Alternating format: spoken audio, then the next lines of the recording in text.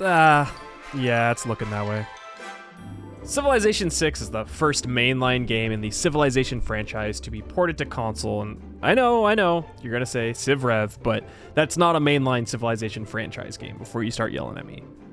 With this came probably way more success than Firaxis was expecting, since it was A, being ported by a different company than themselves, and B, a console port of what is typically seen as a game that's quote-unquote too complicated to play without a mouse and keyboard. Now, to add to the success, all of the expansions in Rise and Fall, Gathering Storm, and the new Frontier Pass were all ported to consoles, much to the delight of console players of Civilization. So, 2 years later, millions of copies sold of Civilization 6 on console. Why are we not getting a console port of the Leader Pass? Does Firaxis not like money? Do they hate console players? Well, no. There are a few things, and there is still a possibility that a console port of the Leader Pass happens, but albeit slim, it might happen way later. But the realistic possibility is that the third-party publisher that ports and has ported the game cannot port this game any longer, or is no longer available / massively behind schedule on their ports. Insert excuse here. First of all, I want to say, Firaxis wants to port Civ 6 Leader Pass to console. I mean, Firaxis and above them, 2K, are companies that exist in a capitalist society. If they can make money on a DLC being ported, and it's worth the money doing it, they're gonna do it 100%. I mean, look at the insane amounts of DLC that have just come out for Civ 6, let alone any 4X grand strategy game. It's to be expected in this genre at this point, and while it does suck that you have to shell out more money for an expansion that literally sometimes just improves the game to what it should have been. Religion! We as Civ players should be used to it at this point. Now, I'm not saying this is a good thing. I'm not saying that we should be accepting this. This is just kind of how it is and how it's been, so it's just the world we live in. Now, going back to what I had said before, if you don't think that 2K out of all publishers is not going to want to release a ported DLC expansion to a console where a massive amount of its player base is, I don't know what world you're living in, honestly. If they can make money on their game, they will. I mean, 2K at this point is literally known for rehashing their same sports game every single year as like the lowest common denominator for games. So I don't think that they don't want to port it. So why isn't the Leader Pass coming to console? Or at least, why don't I think the Leader Pass is coming to console? We can start off with the statement from the dev stream that went live on November 17th, just a few weeks ago. Is the console question. Ed, do you want to talk to that a little bit? So yeah, we are super excited that Civ 6 has created a large following on console. You know, when we had started Civ 6 back in 2016 and first launched it, we didn't have any history of having Civ titles, mainstream Civ titles on consoles. So we were sort of going to test the waters and see how that went, and it's done very, very well. Now, unfortunately, the way we've set everything up on Civ 6, we have the ability to get content out to Steam and Epic and those users and Mac users very, very quickly. It's harder for us to get content out to console users. We're just in this position right now. We can't say anything about availability right now for consoles. We certainly love our console users, and we want to support them as well as we possibly can. Unfortunately, you know, there have been some obstacles to that. We want to get that cleared up so that in the future, the Civ franchise does a magnificent job of servicing all of our customers on whatever platform they're on, but we're not quite there yet. Now, listening back to their own statement, you might be wondering what Ed Beach is saying in regards to obstacles that need to be cleared up in order to continue releasing the console. If you are unaware, and don't be if I was unaware at one point as well, Firaxis themselves are not the ones that actually port the game to other platforms outside of Windows. Another company based out of Austin, Texas, by the name of Aspyr, are the ones that do so and have done so for Firaxis since, I believe it was Civ 3, where they have been porting Civilization to Mac OS. There's a reason why, whenever there are issues with console or Mac OS or even Linux, Aspyr are the ones that send updates via Twitter and the like. However, a third-party publisher is kind of just another way for problems to arise since it's out of the hands of Firaxis directly. And when your porting publisher becomes unreliable, problems happen, which is, I believe, what we're having here. In order to make sense of this, we need to really look back last year in February of 21, where Aspyr was acquired by Embracer Group in February and placed within Saber Interactive. Now who are these companies? Embracer Group, also known as Nordic Games Licensing, and THQ Nordic are a video game and media holding company that is based out of Sweden. They have changed their name multiple times over the course of a few years, and they basically, long story short, acquire games companies, Gearbox Entertainment, Saber Interactive, as you said here, Dark Horse Media, to publish games for them and become a retainer or holding company, in which Aspyr became a subsidiary of Saber Interactive, which is an American video game publisher in Fort Lauderdale. Seems like it's like, oh, okay, they're just getting bought up by another company, what's going to happen here? A lot of the times, this can mean a few things, and unfortunately, I have been in this position before in a tech company that I'd worked with in the past. Acquisitions mean layoffs, mean moving people to new projects, meaning that your project that you were working on before is no longer being worked on. Now, the reason why I'm bringing this up is because of this right here. Humankind was another title that Aspyr was supposed to be porting to console, and as of October 14th, which is literally 1 month ago, Humankind console releases delayed until further noticed, quote-unquote, indefinitely due to unique challenges from this IGN article here, as well as the SteveIver.com. Amplitude Studios has announced that the console ports of Humankind have been delayed indefinitely. From their own statement in Twitter, we have to share some sad news with you today. We and our partner Aspyr Media have run into unexpected challenges importing Humankind to consoles and have to delay the release on PlayStation 4, X5, Xbox One, and Xbox Series XS until further notice. They go on to state, we know this will be frustrating for many of you, but we believe this delay is for the best. Unfortunately, we are not in a position to give a time frame on a new release date right now, but we will update you as soon as we can. Now, does that sound familiar?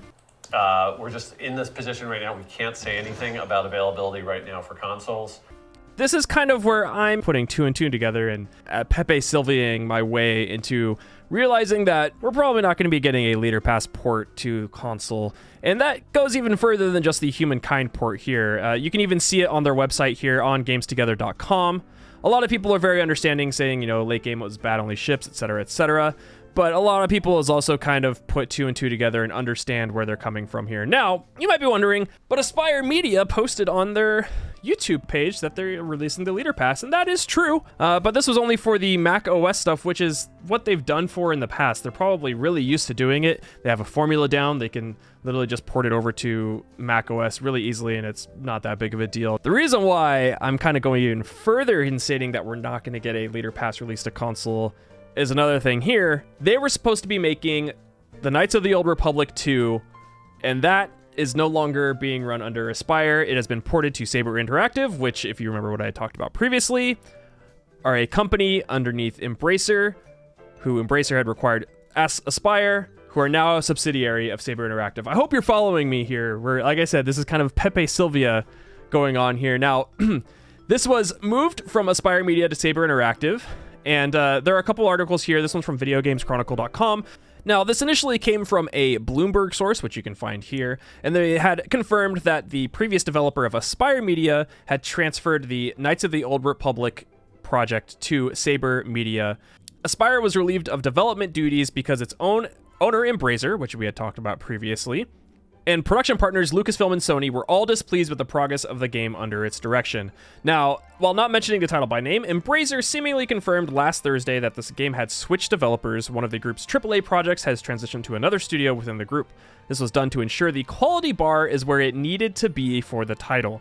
Now, they're not expecting any delays for it, but the fact that it's being transferred to a completely different company to make the game, albeit it's a company within the same ownership group, is not looking good. Additionally, Bloomberg previously reported that Aspyr had fired the game's former design director, Brad Prince, and art director in July. Now, that doesn't really necessarily mean anything. Maybe they were fired because of, mismanagement or anything like that. This could just completely be a nothing burger. But the fact that all of this is kind of going together means that Aspyr Media kind of seems to be under the gun here. Now, there are a plethora of articles that you can find. This one is from Game Rant. I literally just Googled Aspyr Media, Knights of the Old Republic, and found a bunch of different articles on this. The reason why I'm bringing this up, because Knights of the Old Republic literally has nothing to do with Civilization 6, except for the fact that Aspyr was porting both of them, and if there's anything that we know about console and Civilization 6 is that it has had its issues. There were a plethora of issues where console would constantly crash. It would get to turn 100 and lag incredibly on the Nintendo Switch. The Aspyr Media, and the reason why I'm bringing this up with Aspyr Media is because they are the ones that had dealt with the issues for consoles such as and iOS players. So here is just an example tweet. Attention, Civilization 6 iOS players. We just released an update to improve stability and reduce crashing.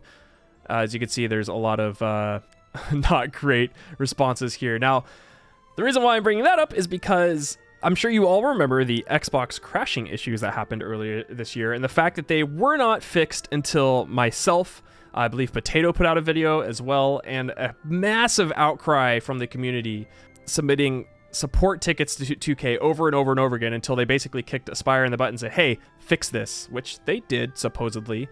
But the fact that it took that long for this company to fix issues, and there's still a ton of issues.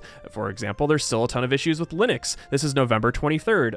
Firaxis Games recently launched their Leader Pass for Civ 6, and it seems to be broke on both macOS and Linux. Who ports macOS and Linux versions of Civ 6? Why? Aspyr Media. When the Civilization 6 Leader Pass was first released, literally day one, there was a really bad bug where you would download the Leader Pass and it would revert.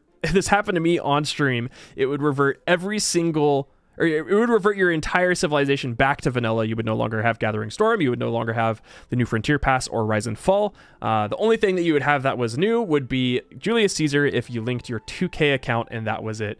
Supposedly, this has still not been fixed for macOS and Linux users, which is, I mean, reportedly a fairly small user base of the Civ community, but still, the fact that it's almost 2 weeks after it's been released and it's still not fixed is, yeah, it's not great.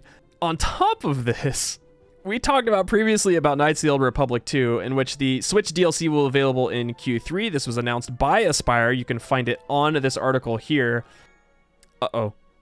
Aspyr Media misses the Q3 2022 mark for the Coder 2 DLC for the Nintendo Switch. I think it's safe to say that Civilization 6 Leader Pass is not coming to console. Now, I want to go back to what Ed Beach was saying earlier in this video, that they are currently working on obstacles that need to be cleared up, and without really saying it, I think it's pretty clear. You know, there have been some obstacles to that. We want to get that cleared up. That the obstacles are Aspyr Media, whether it be them working together still and just trying to figure out how the heck they're going to port a brand new DLC to console when they're already behind on everything else, or they're working with another third-party publisher to port the console Leader Pass. So that in the future, the Civ franchise does a magnificent job of servicing all of our customers on whatever platform they're on, but we're not quite there yet.